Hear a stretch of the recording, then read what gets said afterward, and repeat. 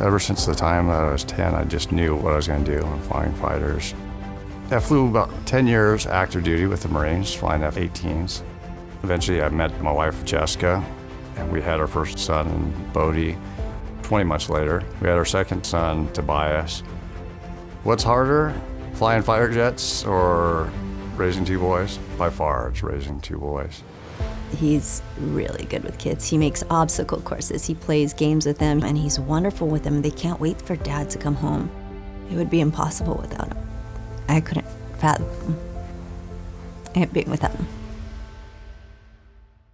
Well, I was going back for another work block, flying with the airline, and I was in Guam. Kind of felt a little bit pain in the chest area, so I didn't know if it was being a pilot concerned about trapped air. But I went into the ER in Guam. They did a CT. Doctor came out. She's like, no trapped air issues or those type of things. But we did find a 2-centimeter mass in her upper right lung. You know, you don't know, and your mind naturally goes to the worst case scenario of cancer. Knowing that the potential of your children's father's health is in jeopardy is really scary. Flying back, just thinking about the only son we had at the time was Bodie, and he was 2 years old, and we had another one on the way. Aaron met with me, and we ordered a repeat CT, and that showed what's called a ground glass nodule. You always worry about malignancy, but Aaron was only 48 years old and a never smoker, so it would be pretty unusual to have a lung cancer in that setting. It's not showing up necessarily as lung cancer. So we're continuing the monitoring program of 6 to 9 months with the CT scans.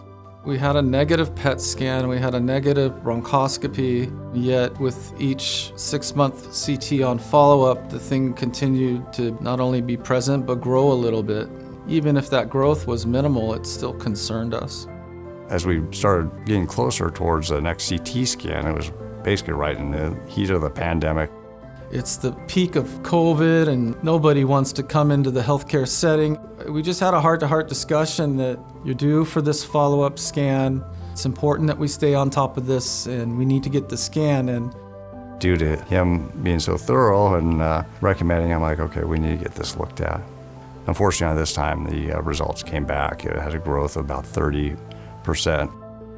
We followed that up with a CT-guided biopsy, and that is where the diagnosis of lung cancer came.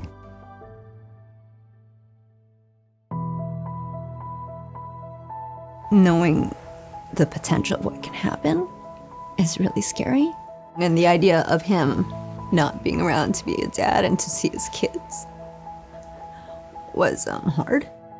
Once it settled in with the reality of where we were at, my first thoughts are basically, I'm going to have to try fighting this as best I can. Well, Aaron's an excellent surgical candidate. He was very healthy, active. The surgery was successful without complication. 12 additional lymph nodes were taken, and all were negative for spread of the tumor. And so he was pretty much back to his usual activities within 2 to 3 months.